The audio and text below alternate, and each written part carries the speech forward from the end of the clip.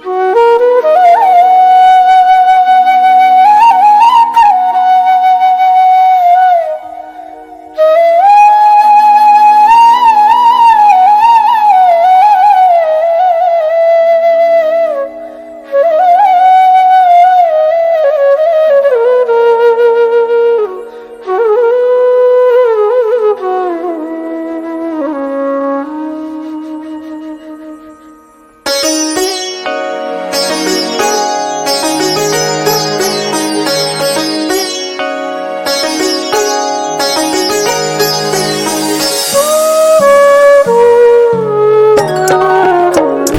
साथ हैं वैदिक संस्कृति के अध्येता डॉक्टर अरुण कुमार जायसवाल जी।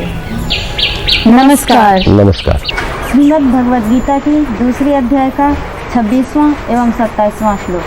अथ चैनम नित्य जातम नित्यं वा मन्यसे मृतं तथापि त्वं महाबाहो नैवं शोचितुमर्हसि जातस्य हि ध्रुवो मृत्युर्ध्रुवं जन्म मृतस्य च तस्माद् परिहार्येऽर्थे न त्वं शोचितुमर्हसि।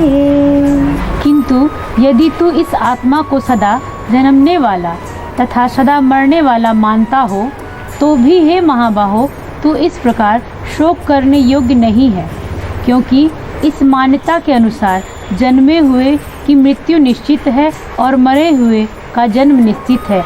इससे भी इस बिना उपाय वाले विषय में तू शोक करने योग्य नहीं है। आध्यात्मिक मनुष्य और सामान्य मनुष्य में क्या अंतर है? भगवद गीता वास्तव में हमें क्या देती है? इस दोनों श्लोक में भगवान अर्जुन के सामने दो दृश्य रखते हैं। एक दृश्य वह जो स्थूल और सूक्ष्म के संबंधों का है, दृश्य और अदृश्य के संबंधों का है, जो अध्यात्म से स्पष्ट होता है। आध्यात्मिक जीवन का मतलब क्या होता है? अध्यात्म का मतलब होता है आप जीवन को संपूर्णता से, समग्रता से जीते हैं, समझते हैं, फिर जीते हैं। अध्यात्मवेत्ता और सामान्य मनुष्य में क्या फ़र्क है?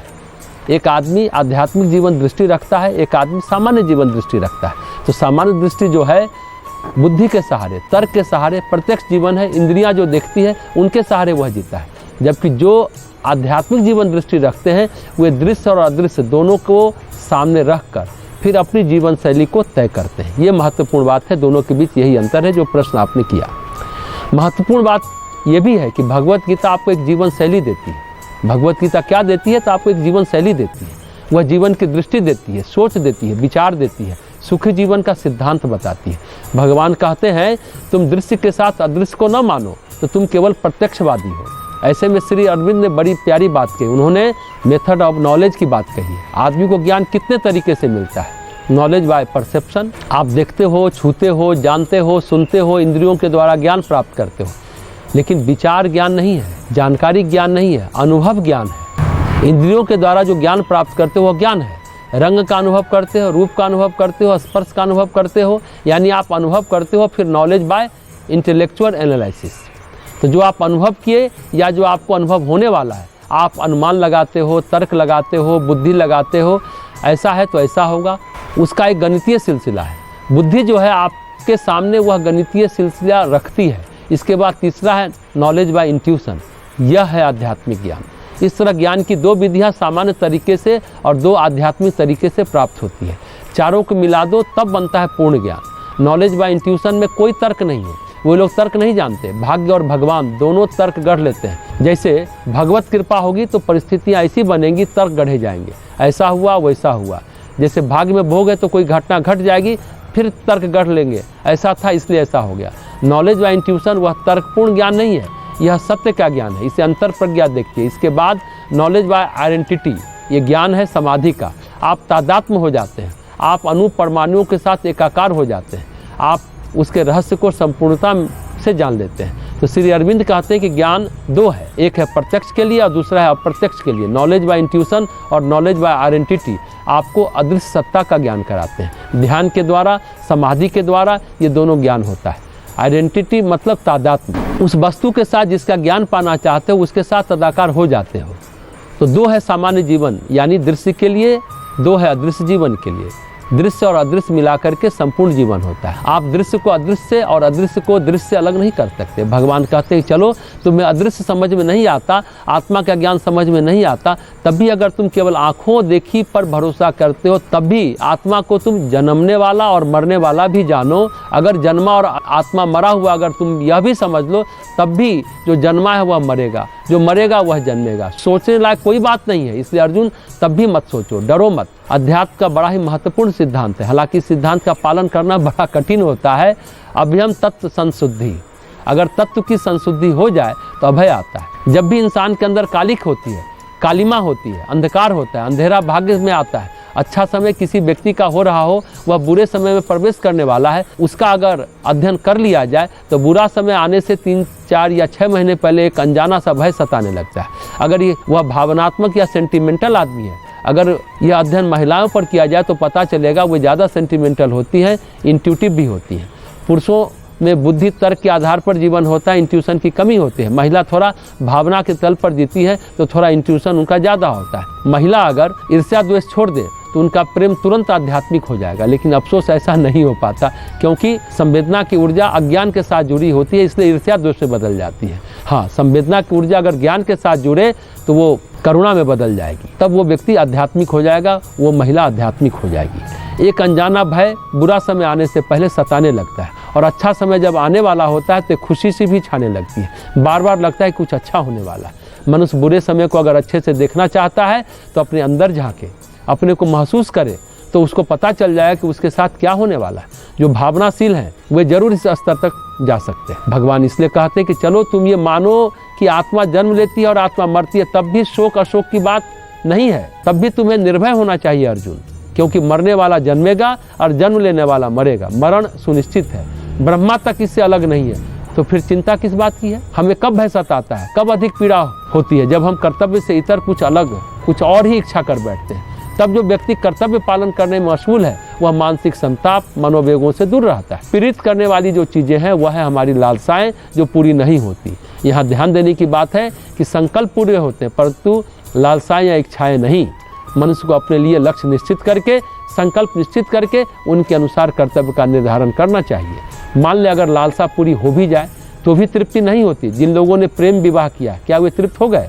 जरा उनसे पूछिए तो, क्यों नहीं हुए? दरअसल वहाँ लालसा थी, वासना थी, चाहत थी, वह तो पूरी हो गई, परंतु अब आगे क्या हो। इसमें एक मजेदार कहानी है, सत्य घटना। अंग्रेजी में एक नामचीन कवि हुए हैं, उनका नाम है बायरन।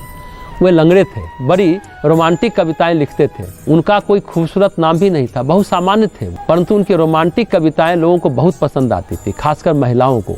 बायरन का साथ पाने के लिए, बायरन को सुनने के लिए वे पागल रहती थी, दीवानी थी उनकी। उस जमाने में अमिताभ बच्चन जैसे, शाहरुख खान जैसे अभिनेता तो होते नहीं थे। कविता कहानी कहने वाले लोग होते थे जो पब्लिक प्लेस पर गाते बजाते थे। ऐसे में बायरन से लोग अपनी पत्नियों को छुपा कर रखते थे।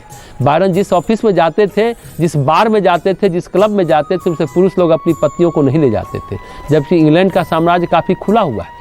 पुराने ज़माने की बात है, एक महिला थी जिसे बायरन बहुत पसंद करते थे, परंतु वह लड़की बायरन को हाथ भी लगाने नहीं देती, जिसके हम बिस्तर होने के लिए सारा जहान आतुर था, लेकिन वह लड़की आतुर नहीं थी। बड़ी मुश्किल से बायरन ने प्रेम निवेदन किया, कविताएं गागा कर उसे समझाया, रिझाया। आखिरकार वह लड़की बोली, ठीक है, मैं तुम्हारे साथ रहूंगी, तुम मुझसे शादी कर लो। बायरन उसे चर्च में शादी करने के लिए गया। चर्च में उन्होंने उसका हाथ पकड़ा। बायरन कवि थे, संवेदनशील थे, भावुक थे, फील करते थे, महसूस करते थे। लड़की का हाथ पकड़ने पर उन्हें लगा कि लड़की उदास है। बायरन बोले, तुम राजी हो गई हो तो ऐसा लगता है कि तुम बासी हो गई। जब तक तुम नहीं मिली थी तो ऐसा लगता था कि कैसे तुम मिल जाओ, पर जब तुम्हारा हाथ पकड़ता हूँ तो ईमानदारी की बात बताऊँ, मुझे लगता है कि तुम्हारे प्रति मेरा अब कोई प्रेम नहीं है, इसलिए मैं तुमसे शादी नहीं करना चाहती। तुम जा सकती हो। तो जब तक लालसाएं पूरी नहीं होती तब तक आकर्षण है, बेचैनी है। बड़ी मुश्किल से पाई हुई चीज़ें भी एक समय अपना अर्थ खो देती है। इसलिए कहते हैं ना, दुनिया जिसे कहते हैं जादू का खिलौना है, मिल जाए तो मिट्टी, खो जाए तो सोना है। भगवान इसी संदर्भ में कहते हैं कि सत्य को जान लो और जान लो कि सत्य की धारा क्या है।